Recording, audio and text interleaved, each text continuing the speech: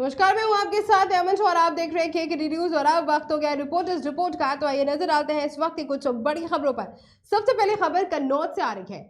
कन्नौज, जहां तिरवा उप जिला अधिकारी ने अतिक्रमण पर बाबा का बुलडोजर चलवाया। अतिक्रमण कर्मियों ने चौराहे से लेकर नेशनल हाईवे तक पर अतिक्रमण किया हुआ है।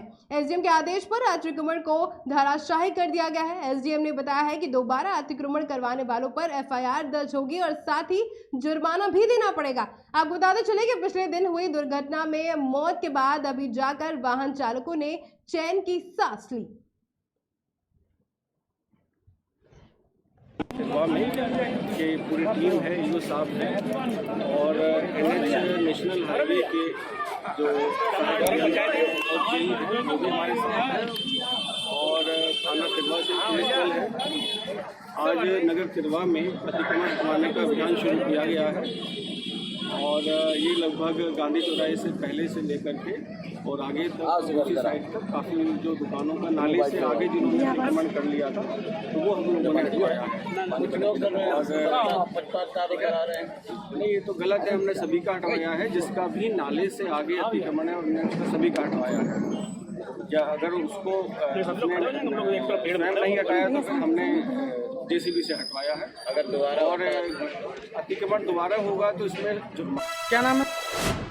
मामला इटावा को और इटारसी के जोड़ने वाले ब्रिज का है, जो निर्माण के बाद से ही विवादों में घिरा हुआ है। पहले तो चंद महीनों बाद ही घटिया निर्माण से उसकी अप्रोच वल ढल गई। आपको बता दें कि जिसका नतीजा नदी किनारे के किसानों को अपनी भूमि गंवाकर उठाना पड़ रहा है।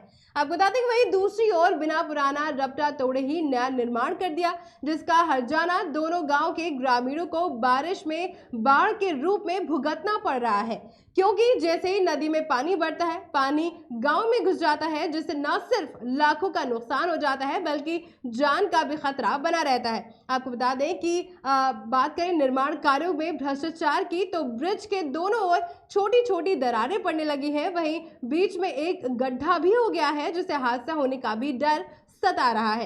हालांकि मीडिया में मामले आने के बाद एसडीएम ने संबोधित विभाग को फटकार लगाते हुए जल्द से जल्द इसका निरीक्षण कर इसे दुरुस्त कराने के निर्देश भी दिए हैं। अब देखना यह होगा कि सालों से सोया हुआ ब्रिज कॉर्पोरेशन विभाग कब एक्शन में आता है। क्या नाम है आपका? वीरेंद्र सिंह राजपूत। कहाँ के निवासी हैं? इटार से। वीरेंद्र जी, ये पुल का क्या मामला है? ये 3-4 साल हुआ बने हुए हैं, इसमें दरार आ रही है और 1-2-3 जगह गड्ढे हो गए, उसमें गिट्टी दिख रही है और सरिया दिख रहा है और कुछ मालाल का पता नहीं। यानी कि सीमेंट का पता नहीं? सब नहीं पता। और ये जो नीचे से भी दरार देखी जा रही है इसका? हाँ, ये नीचे तक आ गई, ऊपर से नीचे तक दरार। अच्छा, दूसरी बात ये अप्रोच वॉल जो जैसे टूटी हुई गिरा हुआ है और वो खला कट रहा है, इधर बाढ़ घुस जाती है। पुराना पुल है, इसको टूटना चाहिए। अब खबर बांदा से आ रही है। बांदा में जहां भारतीय जनता पार्टी के नेता और जिला पंचायत सदस्य ने पारिवारिक कहल के चलते बुधवार को फांसी लगाकर आत्महत्या कर ली। आपको बता दें कि इस घटना से बांदा में राजनीतिक खेमे में हलचल मच गई है। जिला पंचायत सदस्य की आत्महत्या का कारण पारिवारिक कलह बताया जा रहा है। आपको बता दें कि मृतका के पिता क्या भी भाजपा के सक्रिय नेता हैं।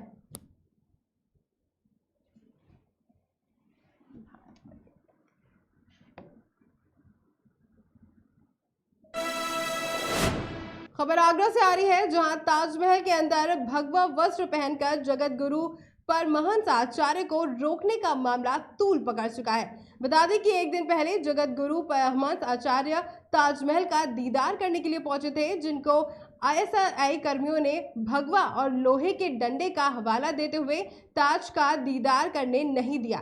आपको बता दें कि इस घटनाक्रम के बाद हिंदूवादी संगठनों में तीखा आक्रोश है।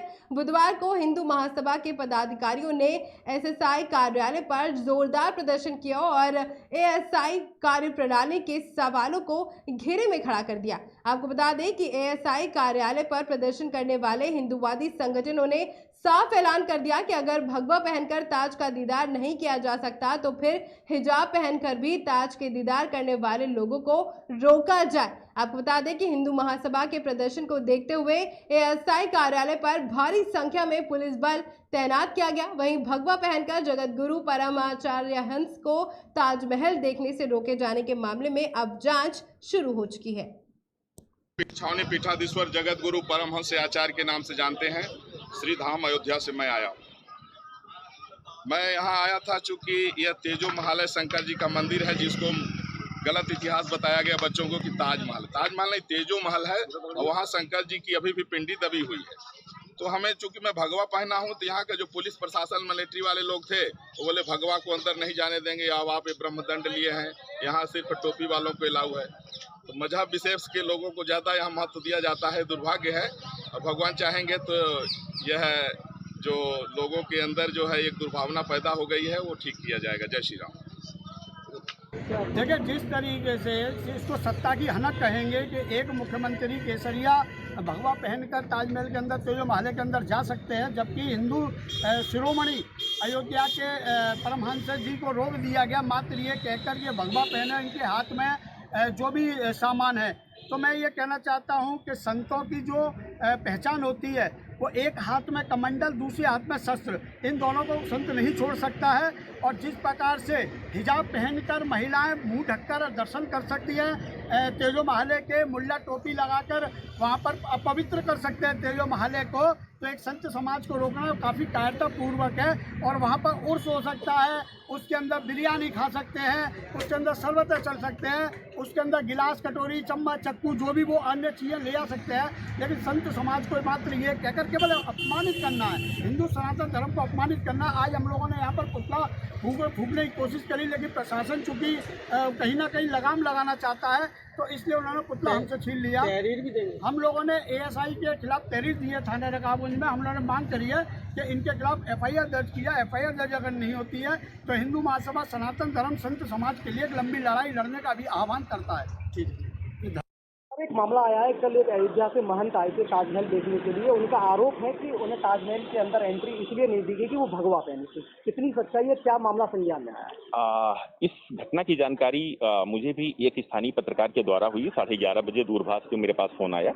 उसके बाद मैंने संज्ञान लिया इस घटना का, और जो सेकंड हाफ में हमारे स्टाफ ड्यूटी में थे उन सबसे हमने बात किया, उन सबसे संपर्क किया।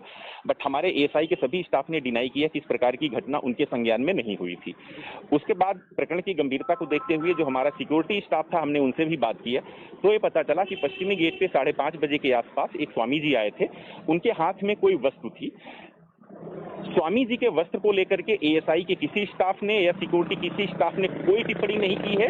अभी तक की जो जानकारी है, स्वामी जी से यह आग्रह किया गया कि जो उनके हाथ में वस्तु है उसको या तो लॉकर में रखवा दें या वहां रख दें या बाहर कहीं रख दें। वो जाएं, ताजमहल देखें, वापस आते समय अपना सामान ले जाएं। हम सभी जानते हैं कि ताजमहल पे दोनों तरफ से जो प्रवेश होता है, एक हाई सिक्योरिटी जोन होने के नाते फ्रिस्किंग होती है। किसी बैग में भी किसी तरह का छोटा सामान भी नहीं ले जाने दिया जाता है। तो संभवतः उसी चीज को देखते हुए सिक्योरिटी स्टाफ ने उनको रोका होगा और उनसे आग्रह किया था कि इसको छोड़ करके आप जाइए। वस्त्र को लेकर के मैं पुनः आश्वस्त करता हूं, एएसआई के किसी भी स्टाफ और सिक्योरिटी पर्सन ने कोई टिक्का टिप्पणी नहीं की है। लेकिन इसके बावजूद भी मैं पुनः एक बार सभी जो स्टाफ ड्यूटी पे था, जो उस समय आसपास के लोग विद्यमान थे, मैं स्वयं सबसे निजी तौर से बात करने की कोशिश करूंगा और इस प्रकरण के अंत तक जाने की कोशिश करूंगा। उनका आरोप है कि उन्होंने टिकट खरीदी थी, टिकट भी एएसआई कर्मचारियों ने वापस कर किसी और को देख के उनके पैसे वापस कराए। और जहां तक कर्मचारियों का सवाल है, कर्मचारियों की मौजूदगी में पर्यटकों ने उनका मजाक कराया, ऐसी वीडियो वायरल हो रही है। देखिए, इस समय हम लोग बाहर ईस्ट गेट के बाहर खड़े हुए हैं, बात कर रहे हैं। 1 मीटर की दूरी पे हमारा स्टाफ है, लेकिन चूंकि हम जो गेट लगा है उसके बाहर हैं, एएसआई का कोई भी स्टाफ या सीआईएसएफ इसमें कोई इंटरवेन नहीं करेगा, क्योंकि प्रकरण अधीक्षक के निर्देशन में अपराधियों की धरपकड़ के लिए चलाए जा रहे अभियान के क्रम में अपर पुलिस अधीक्षक और क्षेत्राधिकारी के नेतृत्व में थाना रैपुरा पुलिस टीम ने लूट की घटना का 2 घंटे में खुलासा कर दिया। आपको बता दें कि इस दौरान पुलिस ने लूट करने वाले 4 अभियुक्तों को गिरफ्तार कर लिया है, जिनके कब्जे से लूट के 1,10,000 रुपए, 2 अवैध तमंचे, 4 जिंदा कारतूस और 2 मोटरसाइकिलें बरामद किए हैं। जो एक हमारे पास थाना रायपुरा में राम बाबू पुत्र शिवशरण, इन्होंने आगे सूचना दी थी कि इनके साथ ये एक कैमरा खरीदने के लिए इलाहाबाद जा रहे थे अपने एक दोस्त विक्रम के साथ मोटरसाइकिल पर, जिसमें कि इनके पास 1,10,000 रुपये थे जो ये कैमरा जिसकी जो कीमत है उसको खरीदने के लिए जा रहे थे, जिसमें कि बीच में एक जगह मोटरसाइकिल पर 3 अज्ञात युवकों द्वारा इनसे वो बैग छीनकर तमंचे के बल पर इन बैग छीना गया और उसके बाद इन्होंने आगे थाने पर शिकायत दी, जिस पर कि तुरंत प्रभारी निरीक्षक द्वारा टीम बनाकर इसमें उनकी तलाश में दबिश दी गई। इसमें 2 घंटे में, सबसे बड़ी बात है कि इसको 2 ही घंटे में इसका अनावरण किया गया और तीनों युवक जो थे जिसमें इन्होंने घटना की थी उन तीनों को पकड़ा गया। इसमें जो धनराशि 1,10,000 रुपये की गई थी वो 100% बरामद कर ली गई। इन तीनों से जब पूछताछ की गई तो ये पता चला कि इन तीनों के साथ एक और था जो कि इसी के साथ में था विक्रम, जो इनके साथ वादी जो है उसके साथ ही बाइक पर जा रहा था, उसी के द्वारा इसकी साजिश की गई थी। तो इन चारों को ही पकड़ लिया गया। इन चारों से पूरी रकम भी वसूल कर ली गई है। इनके पास से 2 तमंचे बरामद हुए हैं और 4 जिंदा कारतूस जो है इनसे मिले हैं, जिसकी अलग से जाँच की जा रही है। खबर कुशीनगर से है, जहां नगर पालिका परिषद के कस्या कुशीनगर रोड पर स्थित लोहिया पुल के पास मुर्गों के अवशेष फेंके जा रहे हैं। आपको बता दें कि जिससे जिंदगी और प्रदूषण फैल रहा है और जिसके चलते आसपास के क्षेत्र में बदबू भी फैल रही है। साथ ही बर्ड फ्लू और अन्य संक्रामक बीमारियों के फैलने की भी आशंका जताई जा रही है। बदबू की वजह से इस मार्ग से लोगों का गुजरना भी मुश्किल हो गया है। पुल के दूसरे छोर पर मंदिर है और यहां आने वाले भक्तों को भी इस गंदी बदबू से जूझना पड़ रहा है।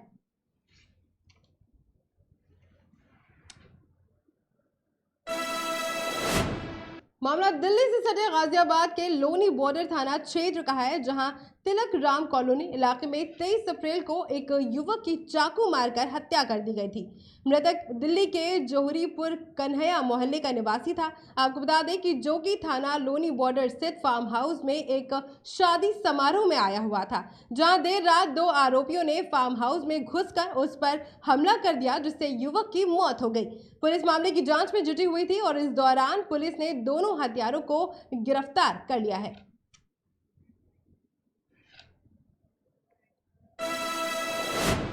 खबर रीवा से है, जहां नगर निगम के अवैध वसूली रोकने के लिए कांग्रेस के पदाधिकारी ने कमिश्नर को ज्ञापन सौंपा।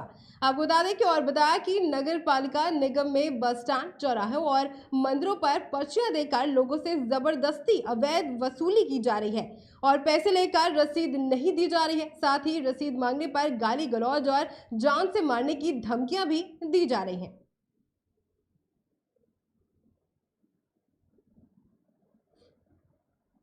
ये आपने कमिश्नर कार्यालय में ज्ञापन दिया है, क्या है पूरा मामला? रीवा नगर निगम के अंदर बैठकी की वसूली इतनी अवैध रूप से हो रही है कि रीवा जिले में 45 वार्ड हैं, आपको हर वार्ड में एक वसूली करने वाला मिल जाएगा। हम इसके विरोध में आज कमिश्नर साहब से मिले हैं कि कोई भी गांव का आदमी अगर 100 रुपये की चीज़ लेकर जाए फिर उसको लौटाने आए तो उससे 20-20 रुपया करके 4 बार में वसूल लिया जाता है। हम कमिश्नर साहब को ये कहने गए थे कि कौन सा राम राज्य आपने ला दिया कि गरीब आदमी अगर सामान स्वयं के लिए लेकर जाए तो आपके लूटने वाले 20 रुपया। और आश्चर्य की बात यह है कि आप 20 रुपया नहीं देने पर कॉलर पकड़ते हैं, मारते हैं, गाली देते हैं। तो ये कौन सा नियम है? और आपने बैठकी अगर किसी को दिया है तो वहाँ पर बोर्ड लगवाइए, उसमें निर्धारित करिए कि 5 रुपया 10 रुपया किससे कितना लेना और किससे लेना है। कोई नियम कानून नहीं है, कोई कायदा नहीं है, केवल लूट है। और इस राम राज्य की ये लूट अब नहीं चलेगी। हम लोग इसके विरोध में धरना प्रदर्शन भी करेंगे। वसूली आपको हर जगह मिल जाएगी। हम तो यहाँ कल खन्ना चौराहा की बात कर रहे हैं, पर आपको कहीं भी, आप ढेका में देख लीजिए, सामान में देख लीजिए, चिरौला मंदिर में देख लीजिए, जहां आप देखेंगे एक पर्ची वाला, और पर्ची नहीं देंगे, ना ये बताएंगे कि ठेकेदार कौन है। केवल लूट है। और ये भाजपा के लूटने का नया तरीका, चाहे कलेक्ट्रेट परिसर को ले लीजिए, चाहे यहाँ ले लीजिए। आपने कॉलर पकड़ के मारपीट की बात की, वो कहाँ का मामला है? ये मामला है सिटी कोतवाली थाने में FIR दर्ज कराई है, मैंने ही कराई है। कौन है पीड़ित, कौन है? मैंने कराई, मेरे साथ ही बदतमीजी करी ना। खबर रीवा से है, जहां उस समय पुराने बस स्टैंड में अफरा तफरी का माहौल निर्मित हो गया, जिस समय यातायात का पुलिस स्टाफ चेकिंग कर रहा था। चेकिंग के दौरान वहां से दो युवक मोटरसाइकिल से गुजर रहे थे, जिन पर यातायात आरक्षक की नजर पड़ी तो उन्होंने युवक की कमर में कट्टा देखा, जिसके बाद वहां मौजूद यातायात स्टाफ की मदद से युवकों को पकड़कर सिविल लाइन थाने के हवाले कर दिया गया है। सर, वाहन चेकिंग के दौरान यातायात पुलिस ने कट्टे के साथ तो युवकों को पकड़ा है, क्या है सब पूरा? कल एक वक्त को ट्रैफिक और सिविल लाइन थाने की जो संयुक्त चेकिंग चल रही थी पुराने बस स्टैंड के पास, वहाँ से एक युवक को पकड़ा गया जिसमें 12 बोर का कट्टा मिला। उसकी तलाशी के दौरान उसका पुलिस के द्वारा प्रकरण पंजीबद्ध करके विवेचना में ले लिया गया है। युवक को गिरफ्तार कर लिया गया है। खबर रीवा से है, जहां शराब पीने को पैसा ना देने पर आरोपियों ने लोगों पर हमला कर दिया, जिसके बाद घायलों को तत्काल इलाज के लिए अस्पताल ले जाया गया, जिसमें एक युवक गंभीर रूप से घायल हो गया, जिसके चलते युवक को जबलपुर रेफर कर दिया गया। दरअसल 3 युवक बाइक में सवार होकर अपने घर जा रहे थे, जिन्हें 6 आरोपियों ने रोककर शराब पीने के लिए पैसे मांगे।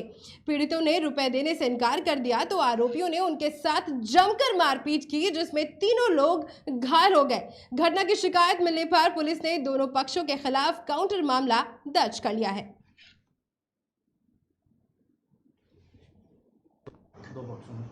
हाँ, ये मोहिनी गांव पिराड़ा थाना क्षेत्र का। इसमें कल करीब दोपहर के आसपास है आपस में एक ठाकुर परिवार है पूरा, उसमें पुरानी रंजिश को लेकर पुराना कोई विवाद था, उस बात को लेकर मारपीट हो गई।